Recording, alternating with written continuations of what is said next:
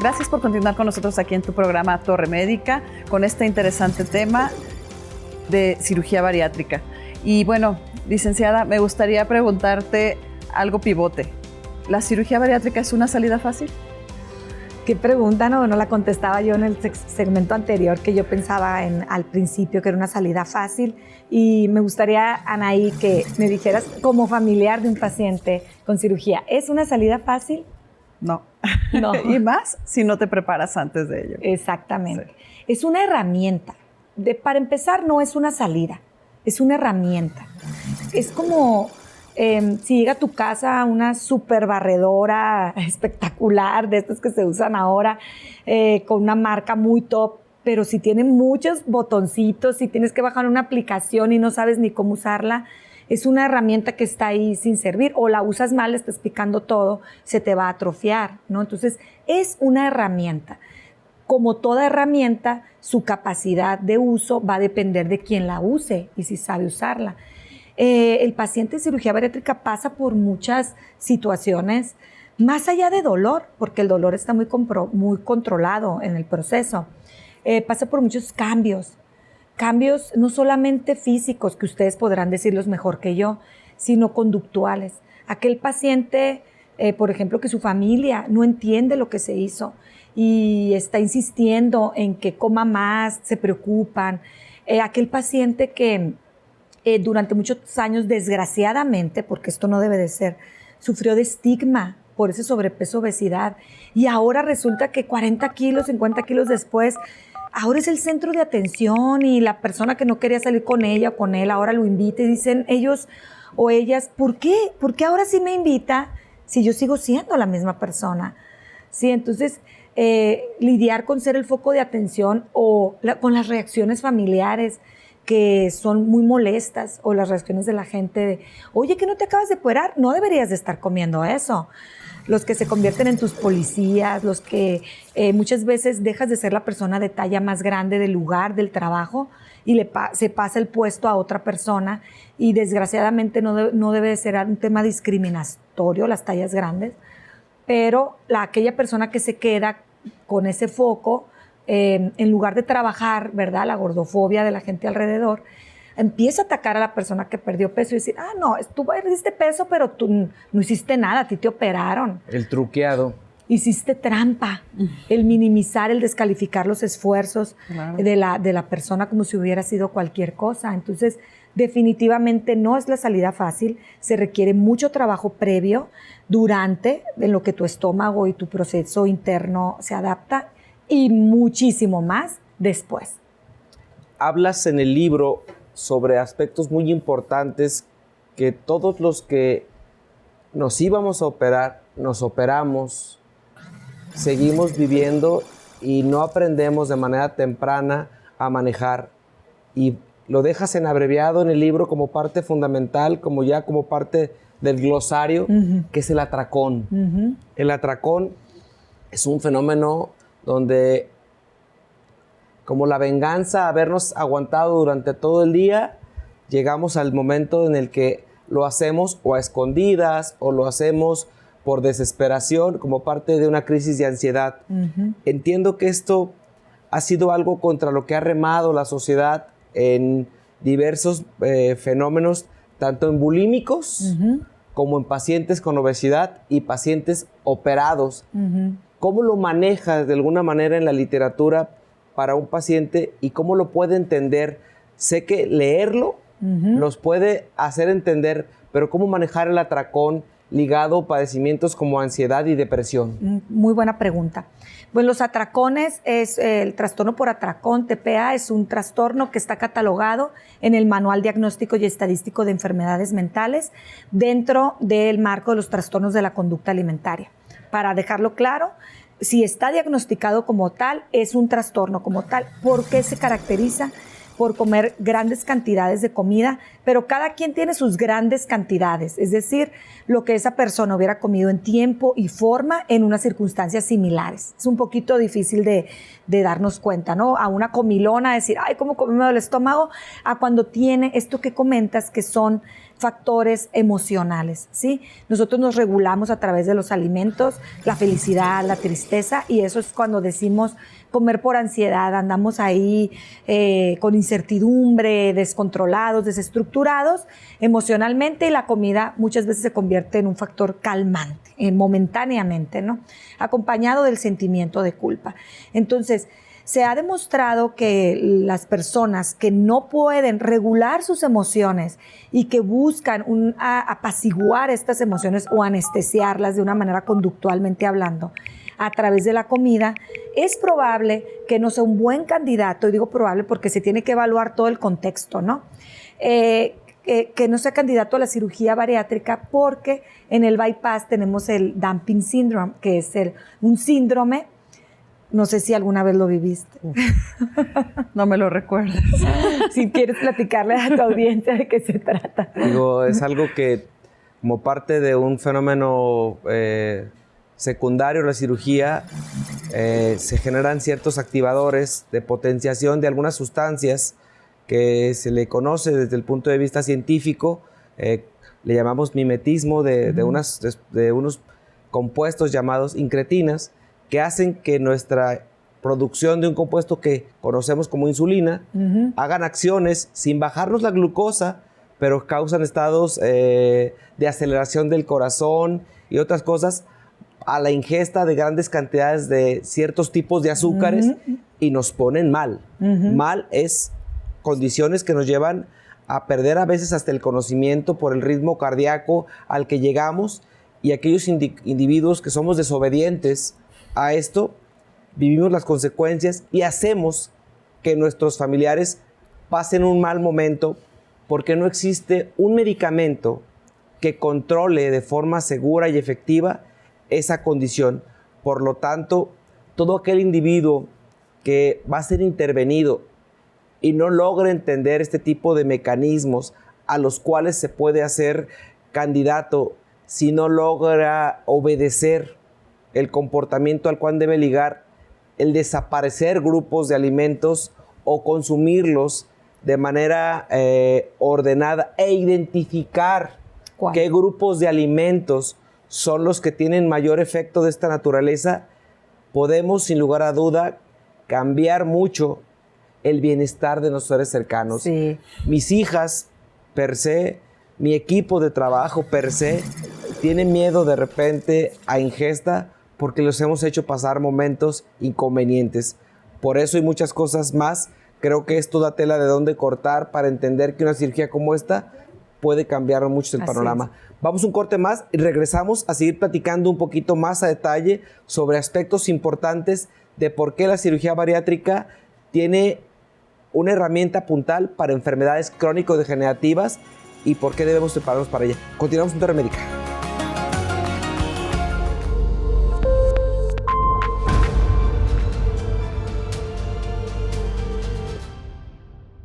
Pues hoy nos encontramos en un espacio, para mí hoy, muy especial. Era un espacio como abandonado.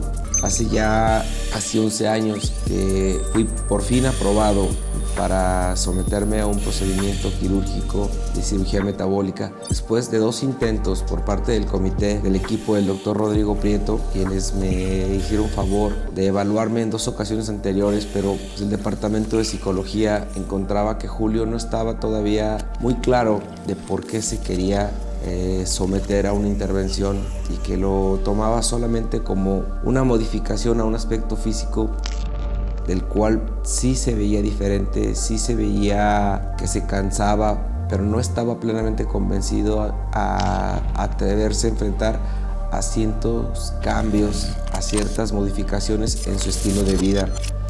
Aunque en ese momento hice como un coraje y sentí que mi autoridad como médico me permitía decidirlo, me enfrenté a una situación de rechazo, y para aquel entonces pues obviamente yo tenía muy malos hábitos en cuanto a horarios de comida, consumo de bebidas alcohólicas. A fin de cuentas se llevó a cabo esa cirugía. La parte emocional para la cual todo individuo debemos estar debidamente preparados no es algo que yo lo contemplé sostenidamente, a pesar de que ya se me había contemplado parcialmente apto, yo seguía aferrado en ese cambio de aspecto físico. Y fue un ir y venir y vivir fenómenos de complicaciones serias durante el posquirúrgico. Y uno de los peores momentos que yo creo que viví en cuestiones de salud era cuando la misma condición de obesidad me llevó a estados donde la dificultad respiratoria al dormir me hicieron casi llevar una condición de broncoaspiración y asfixia, y que me levantó de forma intempestiva de mi casa por un atracón nocturno donde consumí y comí más de lo que debía, y que posteriormente, por la condición de reflujo, vino una regurgitación, el alimento se fue a la vía respiratoria y yo tuve un episodio de asfixia en el cual puse en riesgo mi seguridad y mi vida, pero que yo creo que la principal parte de la cual nos debemos identificar es en el promover a todo individuo que está con la intención de formar parte de una integración a un programa de cirugía metabólica. No solo tiene que considerar el acto quirúrgico como tal, sino también el convencimiento de replantear un nuevo estilo de vida. Como parte de este proceso de empezar a hacer actividad física, viví la experiencia de compartirle a mi esposa la motivación de llevarla todos los días aquí a este espacio, y resulta que se convirtió en la sala de conversación más importante que habíamos tenido a lo largo de casi 28 años de conocernos. Descubrió ella a un nuevo Julio y yo descubrí a una nueva Anaí, donde encontraba temas que ni uno ni el otro conocíamos y que eran parte de ese redescubrimiento, y dimos cuenta que no solo nos ayudaba a ejercitar lo físico, sino también las emociones, porque estar y sentirnos mejor para nosotros ayuda a estar y hacer sentir mejor a otros, porque en algún momento de esta etapa creí que era imposible, y a casi 11 años sigo convencido que todavía me falta mucho por recorrer, me falta mucho por cumplir, pero siempre lo hago de manera convencida y tomado de la mano de Dios, y obviamente con el apoyo de mi familia, que ha estado conmigo en todas las circunstancias. Aquí estamos ya de regreso en su programa Torre Médica. Una entrevista que creo que le ha dado poco a poco una connotación muy diferente. Olga, hablar sobre un libro que, más que un libro como tal, es una guía y un manual práctico para aquellos que nos queremos o pensamos en una intervención o sabemos que alguien en nuestra familia se quiere operar, porque creo que algunos tendrían como pacientes el miedo de acceder a la literatura, pero ¿cuál es el contenido de este libro y cómo decides crear este contenido tan mágico? Muchas gracias. El libro es una guía para el paciente y su familia. Por lo tanto, está escrito en un lenguaje muy sencillo. De verdad lo puede leer hasta un niño de 12, 13, 14 años, en la accesibilidad, en el lenguaje que lo estamos escribiendo. Y también va dirigido a la familia, porque es el apoyo familiar es muy importante para el paciente, por lo menos el conocimiento de qué se trata el procedimiento y qué va a pasar con el paciente a partir de ese momento y en adelante. Entonces el libro habla, no podíamos dejar pasar desde hablar pues la obesidad, qué es, cómo se forma, desde un punto de vista científico. Es decir, estoy entregando información, más de 190 investigaciones impuestas en el libro, pero yo leí más de 600 investigaciones. Tengo unas fotos que en mi casa no podías ni caminar porque soy de leer impreso, donde no podía ni pasar en los pasillos donde tenía organizada la información, pero está ahí, pero de una manera tan sencilla que lo vas a poder entender. ¿Qué es la obesidad? ¿Por qué no has podido perder peso por más intentos que has hecho? Ese es otro de los temas.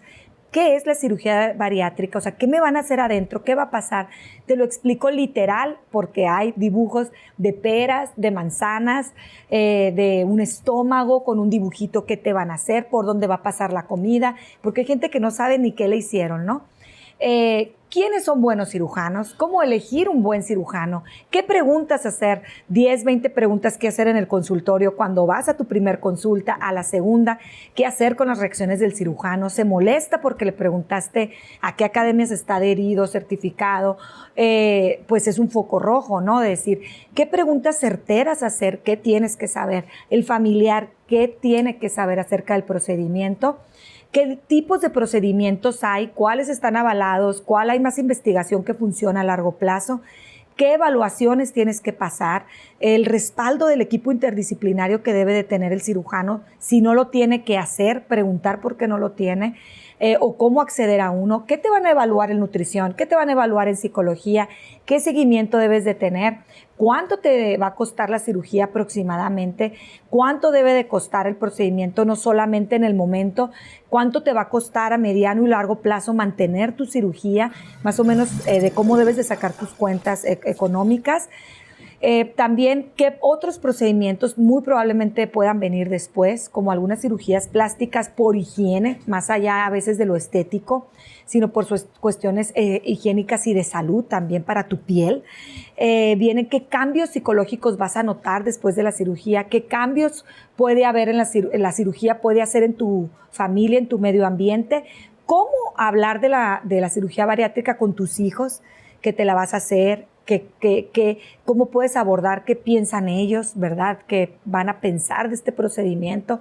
Le hablo a la familia, cómo puede dar un acompañamiento también, desde qué llevar al hospital, un checklist, qué vas a sentir en el hospital, señales, alertas rojas que está mal que estés sintiendo en el hospital, aunque no te haga caso la enfermera o el doctor, tú debes de moverte por ayuda, porque no está mal una calentura continuada, una fiebre continuada, etcétera. ¿Qué cosas es normal que vas a sentir? ¿Al cuánto tiempo deberías de pararte y andar caminando? Son aproximados todos porque cada caso es único, ¿no? Pero más o menos que tú puedas irte familiarizando con el proceso a la salida del hospital, si vas a viajar en avión, qué seguimiento debes de tener con el equipo interdisciplinario, hasta cuestiones como, bueno, estás perdiendo de peso, qué hacer con la nueva atención que estás recibiendo, te molesta, automáticamente la autoestima sube o no, qué pasa si esto no está sucediendo, la actividad física, cuándo y por qué deberías de reincorporarla a tu vida, la reganancia de peso, por qué puede venir, los cambios que debemos de hacer en nuestro estilo de vida, los cambios psicológicos que vienen a mediano plazo entre nosotros y la familia, por qué los matrimonios de cirugía bariátrica de pacientes, hay más índice de divorcio en pacientes posbariátricos que en la población en general, es decir, qué está pasando con los matrimonios y la cirugía bariátrica. Y desde el cambio de closet, la manera de vestirnos, cómo irte a comprar ropa ahora con un cuerpo nuevo, habitando en un cuerpo diferente, no siempre es una actividad placentera. Porque a veces la piel está colgando o a veces sigues pidiendo ropa muy grande, no te logras identificar en el espejo, la imagen corporal, cómo reconciliar. El cerebro tiene una dificultad de reconocer cambios brutales tan rápidos en la pérdida de peso, cómo ayudarle a tu cerebro a que reconecte con tu imagen corporal. Y pues finalmente, qué hacer con este cuerpo nuevo que muchas veces pensamos que nos va a resolver la cirugía bariátrica todos los problemas de nuestra vida, y no es así. Lo único que va a hacer es ayudarnos a detener y mejorar las enfermedades metabólicas. Entonces, ¿qué pasa con la autoestima, el rechazo que recibimos, la gordofobia y todo? Concluyo con ese capítulo. Literal, Olga, la verdad es que los llevas paso a paso con este libro de una autoayuda impresionante. La verdad te felicito por ello. Y pues quiero invitarte del otro lado del estudio con nuestro chiva hermano Aldo, porque nos va a hablar un poquito sobre todo lo que hubo en esta semana, tanto en radio como en Centro del Riñón, en redes sociales. ¿Te parece si vamos con él? Claro que sí. Regresamos. Mi nombre es Aldo Morales y le traigo a todos ustedes qué es lo que pasa en las redes sociales. Para comenzar, en Torre Médica-TV en Instagram, ustedes podrán encontrar los días de transmisión y de retransmisión, los horarios de los mismos, para continuar con el Instagram de nuestro conductor, el Dr. Julio Ramos Oficial, en la que nos comparte su día a día en el quirófano, en el consultorio y tips para llevar una vida más saludable. Pasando a la Dama de los Rayos X en Instagram, Ella nos comparte fotografías familiares, de trabajo y de su profesión.